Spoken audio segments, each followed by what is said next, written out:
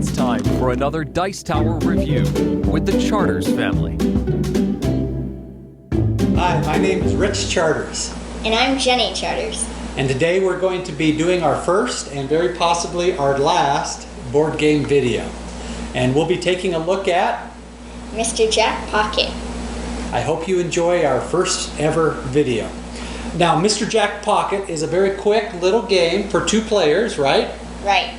And the players have different roles. One player takes on the role of the investigator. That is, he tries to discover the guilty suspect. The other takes on the role of Mr. Jack, and he tries to keep the suspect hidden. Right? Right. Awesome.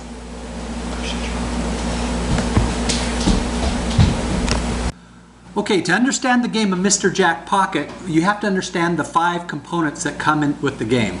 The first is the alibi cards shown here. There's 9 different alibi cards. They represent the 9 suspects in the game. And every game of Mr. Jack Pocket starts the same. These 9 cards are picked up.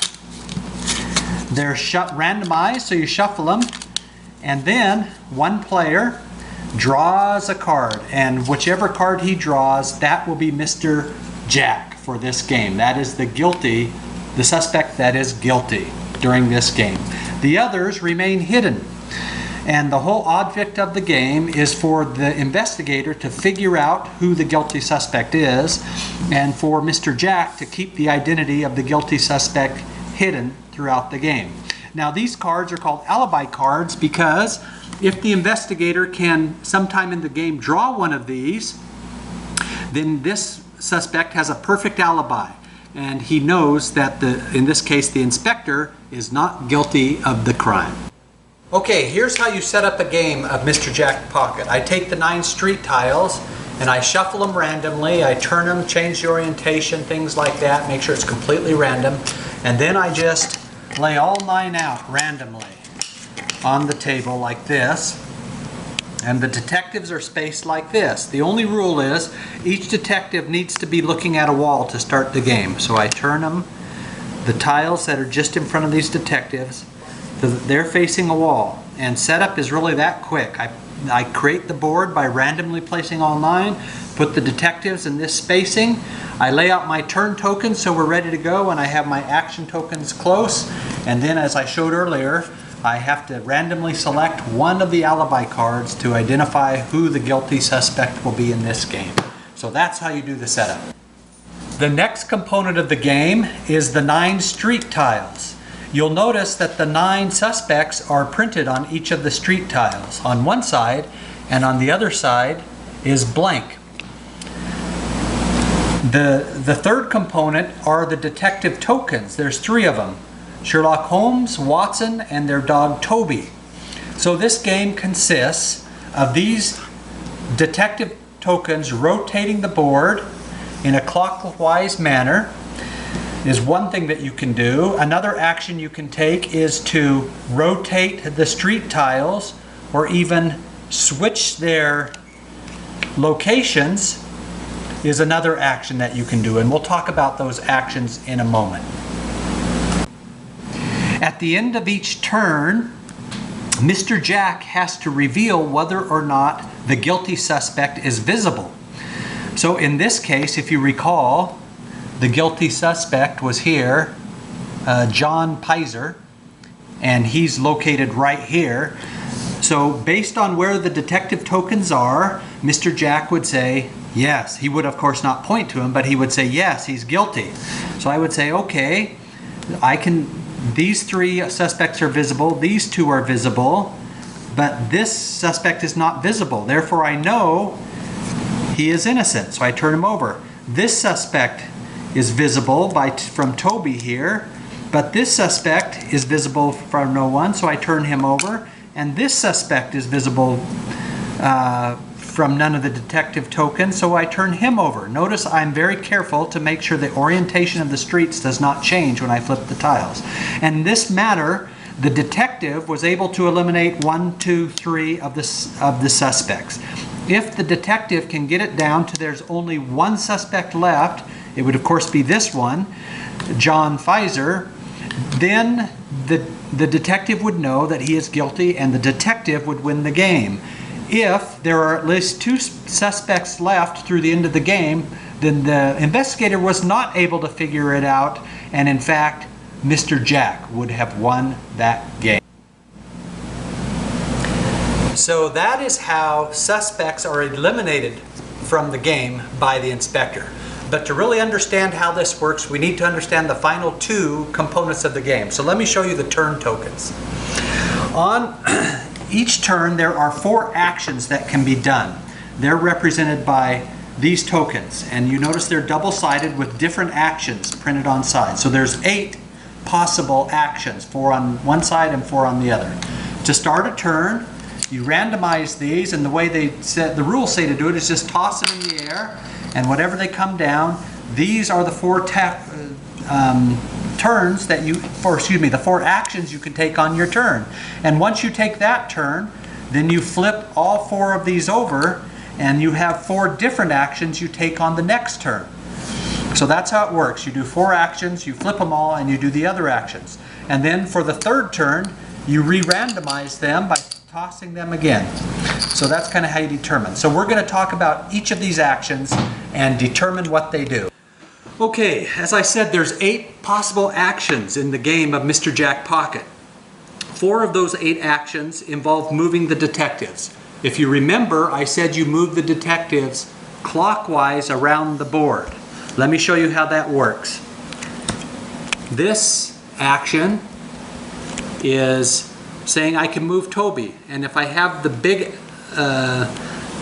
image of Toby, or the image of Sherlock Holmes, or the image of Watson, that means I can move the detective token 1 or 2 locations.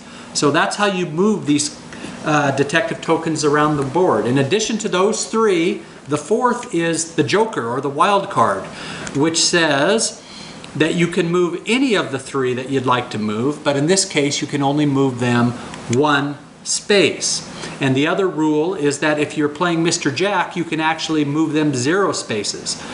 So for the standard moves, you have to move them either 1 or 2 spaces, but for this one, the person playing the inspector must move one of the detective tokens 1 space, but Mr. Jack can move either 1 space or 0 spaces. So that's how we move the tokens. Then there's 3 ways to manipulate the board. Let me talk about that a little bit. 2 of the actions have to deal with, let me see if I can find them here, rotating a street token or a street tile. So if Toby was here and had access to view down these 3 streets, and so he could see 3 suspects, and one of my potential actions was a rotate tile, I would choose that action and I would be able to rotate this tile any direction I wanted.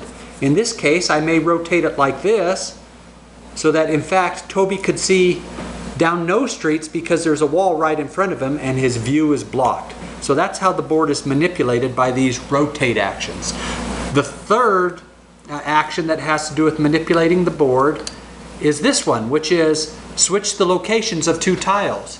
So if Toby were here and able to see down 3 streets, I may say, and this was the potential action I had, I may say, fine, I cannot change the orientation of these. In other words, I can't rotate them, but I can change the location of 2 tiles.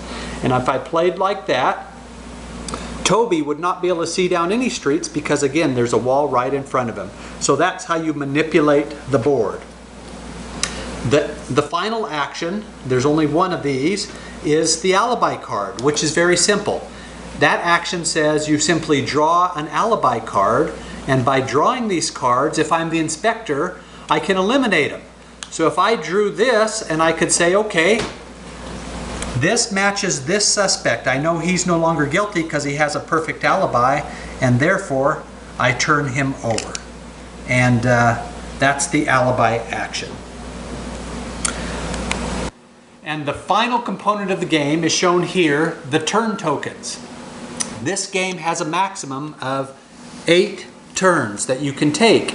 If after 8 turns the inspector has not been able to figure out which suspect is the guilty party, then Mr. Jack wins the game and the investigator loses the game. So, what happens on a turn? Well, as you can see, the turns are grouped. So there's really 4 sets of 2 turns each. The first turn is always taken by the detective, and the second turn is taken by Mr. Jack. That's why you see the magnifying glass and then the dagger. So the way you start your turn is the inspector will take the 4 turn tokens and he'll randomize them by tossing them in the air, and wherever they land, those are the 4 turns available. He selects whichever one he wants and he takes that action. Mr. Jack then is able to select 2 that he'd like to do and take that action, and then the investigator gets one final action. So it's always 1, 2, 1. And of course you select whichever of the action tokens have not yet been played that you'd like to play. And then once the first token is played, or excuse me, the first turn, those 4 actions are taken, the important question is asked. Is Mr. Jack visible? And if he is or isn't, you turn over the appropriate suspects that have been ruled out. After that first turn, another important element of the game is the hourglass symbols. And you'll see those throughout the game. On the back of each of these turn tokens is an hourglass symbol. And this is a very important part of the game because while the detective needs to rule out 8 suspects so only 1 is left, what Mr. Jack needs to do to win is he needs to collect 6 of these hourglass tokens. The way he does that is after each turn. After we take 4 actions, then the question is asked, is Mr. Jack visible? And if he is not visible, that means that Mr. Jack has done a good job of hiding the guilty party, and as a reward, he gets to keep this hourglass. So if he does that 6 times, he has won the game. The other way that Mr. Jack can get a hourglass is he can take on his turn this action, the draw an alibi card action. And if he does, some of these alibi cards, as you can see down here in the bottom left corner, have a picture of an hourglass. That counts towards the 6 hourglasses that Mr. Jack needs for victory. So again, if the guilty Mr. Jack is not visible on the board at the end of a turn, the player earns 1 hourglass. And if he takes an alibi card that happens to have a hourglass on it, and there is alibi cards, or at least one that has 2 hourglasses, that counts toward his victory conditions.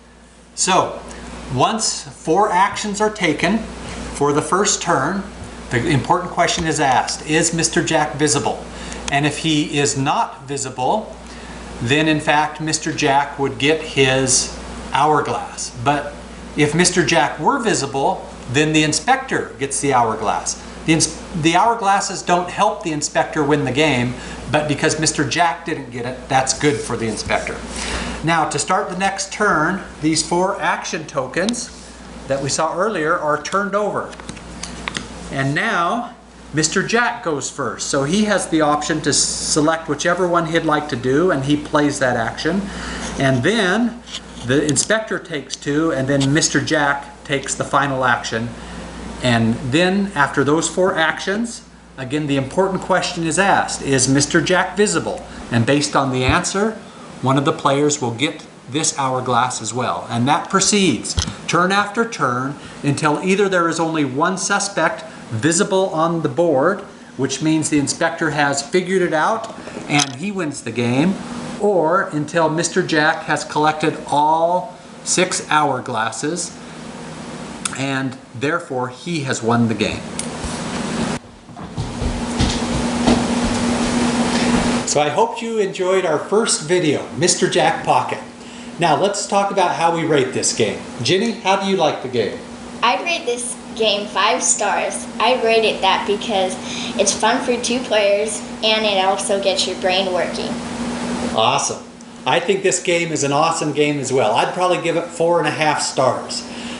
What I like about this game is it's a very intellectual game. It's good for children. It lets them think as deeply as they'd like to think. That's good for adults. It's a challenge for adults as well. Matter of fact, it can be a bit of a brain burner. If you, on the first set of actions, decide based on the board and based on the actions available what your optimal actions to select are, and you have to look at all the possibilities of what the other opponent will do, that's great. And if you want a brain burner, try to do that and then consider once the actions are flipped and the 4 other actions are available, what your optimal moves are. And if you can figure that all out, 8 actions, that's quite an accomplishment because it's not an easy task. But the game can be played at any level. It's very quick. It can be over in 15, sometimes 10 minutes. And it's a great game, great for parents and children. Thanks so much for watching the Dice Tower videos. Find more great videos and reviews as well as our top-rated audio podcast at Dicetower.com. You can also find other great shows at Dicetowernetwork.com. I'm Eric Summerer, and you've been watching The Dice Tower. The Dice Tower is sponsored by Cool Stuff Inc., where you can find great games for great prices. Cool stuff in stock. Check them out at CoolStuffInc.com.